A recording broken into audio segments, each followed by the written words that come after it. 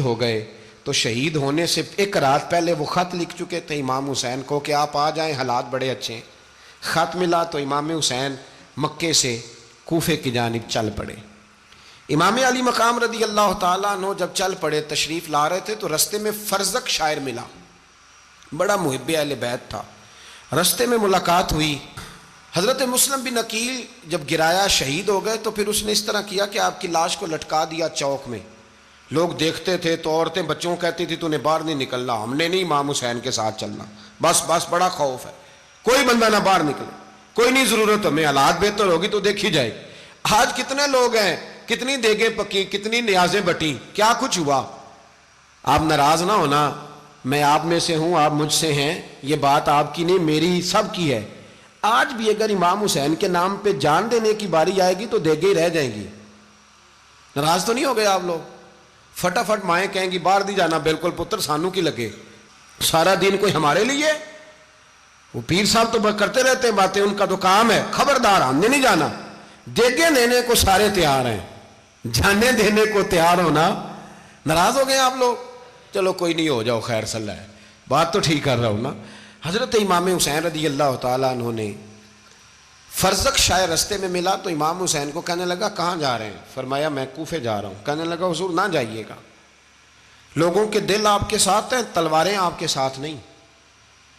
ہر بندہ نہیں کہتا اسی ویسے ان جیسی حمایت فراڈیاں دی کرن ڈے ہیں تو پھر چھڑ دے کیوں نہیں ہیں؟ ان جے دھوکھے باز ہی انہیں کرایا انہیں کھ نہیں تو پھر چھوڑ دو، جان تم ہی چھوڑ دو۔ یہ بندہ بات صحیح کر رہا ہے، بندہ ویسے یہ بات صحیح کر رہا ہے پر اجے حالات نہیں ٹھیک ہے، دے والے بندے ٹھیک نہیں، پر کیا تماشا ہے؟ کب تک ایسا رہے گا کہ کب تک یہ بات چلے؟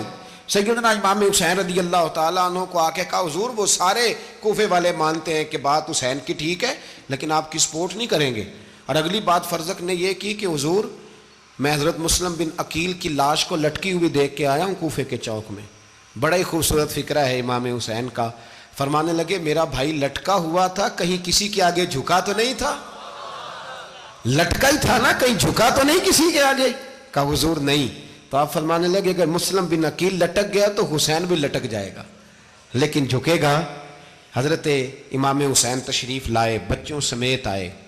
حور بن یزید ایک شخص تھا، حور بن یزید نام یاد رکھنا۔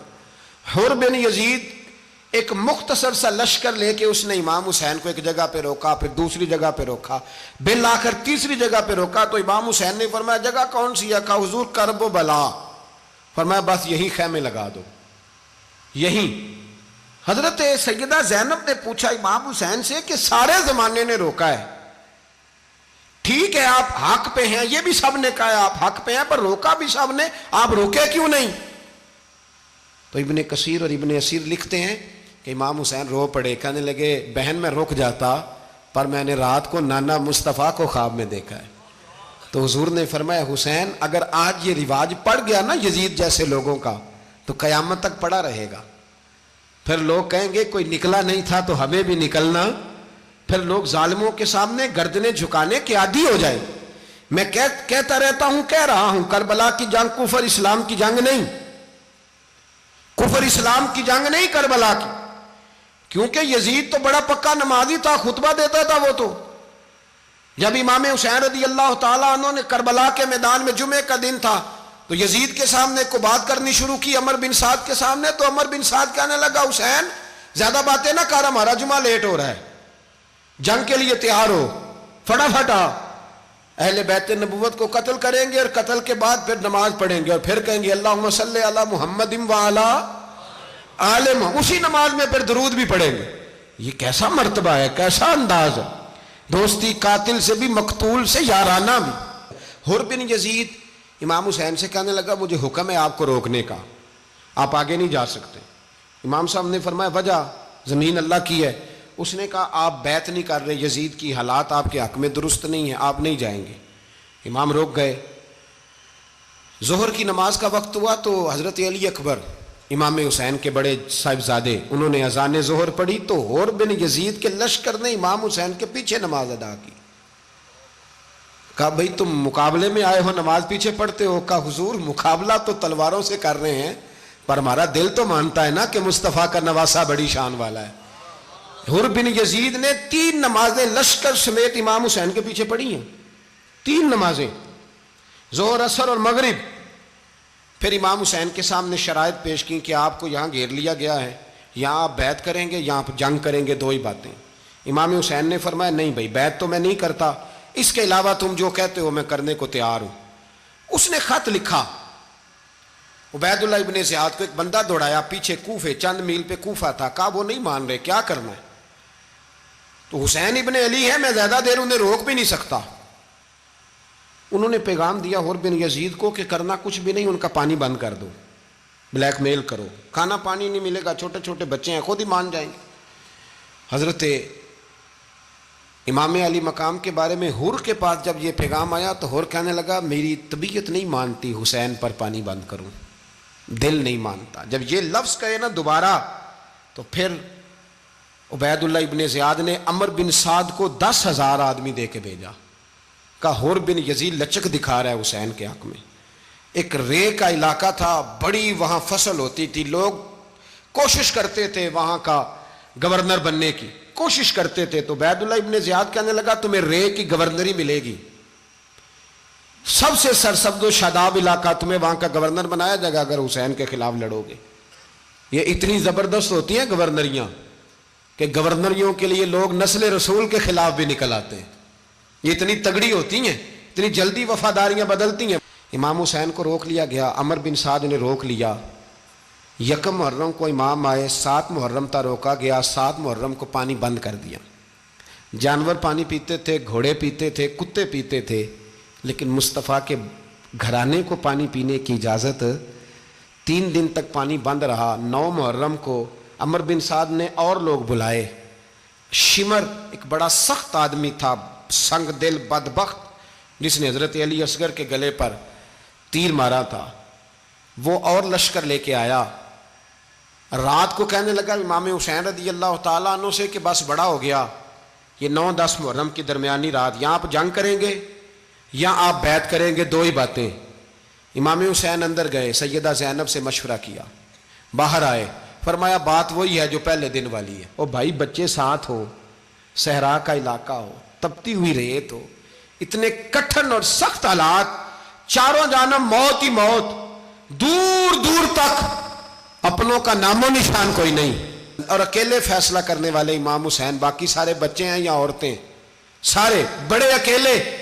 امام حسین رضی اللہ تعالیٰ عنہ نے فرمایا بھائی بیعت تو میں نہیں کرتا، باقی جو تمہارا پروگرام ہے۔ شمر اور ابن سعد کہنے لگے پھر جنگ کے لیے تیار ہو جائیں۔ کیا انداز ہے امام حسین کا، فرمانے لگے کل جنگ کروں گا، مجھے پتا تو ہے جنگ کا نتیجہ کیا نکلنا ہے، 1 رات مجھے دے دو تاکہ میں کھل کے اپنے رب کی عبادت تو کر لوں۔ حسین نے جانا ہے، مجھے پتا ہے کل رزلٹ 72 اور 22,000 کا کیا 1 رات مجھے دو، میں مالک سے راز نیاز تو کروں، میں گویا اس سے پوچھوں تو صحیح کہ مالک میرے والد بھی شہید ہیں، بھائی بھی شہید ہیں، نانا کو بھی دکھوں میں دیکھا ہے، تو اب میری باری ہے تو مالک میں حاضر ہوں، مجھے موقع تو دو، اس لیے کہ میرے نانا نے بدر میں بھی ساری رات عبادت کی تھی، صبح مجھے موقع دو۔ اور دنیا کا اصول ہے جب کوئی موقع مانگتا ہے تو دیا جاتا ہے۔ یہ دونوں کہنے لگے کوئی موقع نہیں۔ حر بن یزید پیچھے سے بولا، کہنے لگا نہیں بدتمیزی نہ کرو، حسین کو موقع دو، تمہیں دینا پڑے گا۔ موقع دیا۔ حر بن یزید نے پھر منت کی، کہا حضور آپ مہربانی کریں مان جائیں۔ فرمایا ماننے والا کھاتا کوئی نہیں۔ فرمایا ماننے والا کھاتا، بولیے ماننے والا کھاتا، یہ بڑا مشکل کام ہے بھائی۔ ضمیر کا سودا اب تو عام ہو گیا، بازار لگتے ہیں، ریٹ لگتے ہیں، اپنی اپنی چاہتوں پہ لوگوں نے اپنے اپنے انداز سجائے ہوئے ہیں۔ کوئی آدمی بس اچھے طریقے سے نام لے لے تو بس ہم اس کے پیچھے چل جاتے ہیں۔ اب تو عام ہو گیا یہ معاملہ۔ امام حسین نے فرمایا ہو ہی نہیں سکتا، ممکن ہی نہیں ہے۔ ساری رات عبادت میں گزری، ریاضت میں گزری۔ تہجد کا وقت ہوا تو گھر والوں کو بلایا، فرمایا دیکھنا تمہاری سی کی آواز نہ باہر آئے، خبردار سی کی آواز نہ آئے۔ اور امام زین العابدین سے فرمایا تو بیمار ہے، تو جہاد نہیں کرے گا، لیکن خیال رکھنا پیچھے۔ اور بڑی قیمتی بات بتا رہا ہوں، ہماری بیویاں کسی کے گھر میت ہو جائے تو 4 دن بخار نہیں اترتا۔ امام علی مقام نے سیدہ زینب سے فرمایا تو بڑی ہے، میری بہن ہے، پیچھے سارے بچے ہیں، جوان ہیں، ان کے حوصلے تیری ذمہ داری ہیں، صبح جنگ کا طبل بجنے لگا، فجر کی نماز پڑھی، سورج چڑھا، 10 محرم کا دن جمعے کا وقت، جناب سیدنا امام حسین رضی اللہ تعالیٰ عنہ نے ریت پر سجدے کیے، لمبے سجدے، لمبی نماز، سورۃ الشمس کی آیات دوسری رکعت میں پڑھی تو سارا کربلا گونجنے لگا۔ کیا انداز تکلم تھا امام علی مقام کا۔ نماز مکمل ہوئی تو حور بن یزید، عمر بن سعد اور شیمر سے کہنے لگے واقعی حسین سے لڑو گے؟ پتہ نہیں کون ہے۔ قل لا اسألکم علیہ اجرا، تم نے نہیں پڑھا؟ الا المودۃ فی القربى، تمہاری آنکھیں بند ہیں۔ الحسن والحسین سید الشباب اہل جنہ، تمہیں نہیں پتا؟ کہنے لگا چپ کر، حکومت نظر آ رہی ہے۔ اور بن یزید کہنے لگے پھر میرا بھی فیصلہ سنو، مجھے حکومت نہیں چاہیے، مجھے جنت چاہیے۔ حکومت نہیں چاہیے۔ امام حسین کی پہلی فتح دیکھیں، اور بن یزید ایڑی لگا کے نا یزید کے لشکر سے نکل کے امام حسین کے لشکر میں شامل ہو گیا، اور پہلا شخص جس نے امام حسین کو روکا، امام حسین کے نام پر پہلا سر بھی اسی شخص نے کٹایا ہے۔ لیکن یزید کی قبر پہ لعنت بھی کوئی نہیں برساتا، اس کا محل تھا بہت بڑا، لیکن جب لوگ کربلا میں امام حسین کو سلام کرنے جاتے ہیں تو قدموں میں حور بن یزید کا مزار بھی بنا ہوا ہے، اس کو بھی سلامی دی جاتی ہے۔ اور اب ہم اکیلا حور بن یزید نہیں کہتے، ہم کہتے ہیں حور بن یزید رضی اللہ تعالیٰ۔ اب ہم اتنی تعظیم کرتے ہیں اس حور کی۔ جناب امام حسین کو میدان میں کھڑا کیا گیا، جہاد کا طبل بجا، پہلے خدام آئے، اور سن لو آج وہ پتہ نہیں بازاری سے لوگ چڑھ گئے اسٹیجوں پہ، بازاری سے، نہ چہرے پہ داڑھی ہے، نہ سر پہ کوئی کپڑا ہے، بازاری لوگ ہیں، بھاگ رہے ہیں، بازو چڑھائے ہوئے ہیں، بٹن کھولے ہوئے ہیں، تماشا بنا دیا۔ سننے والوں کا بھی اللہ ہی حافظ ہے، وہ سٹیج پہ یہ اہل بیت کی شان بیان کرتا ہے، بھاگ کے ادھر جاتا ہے، یہ کوئی طریقہ ہے؟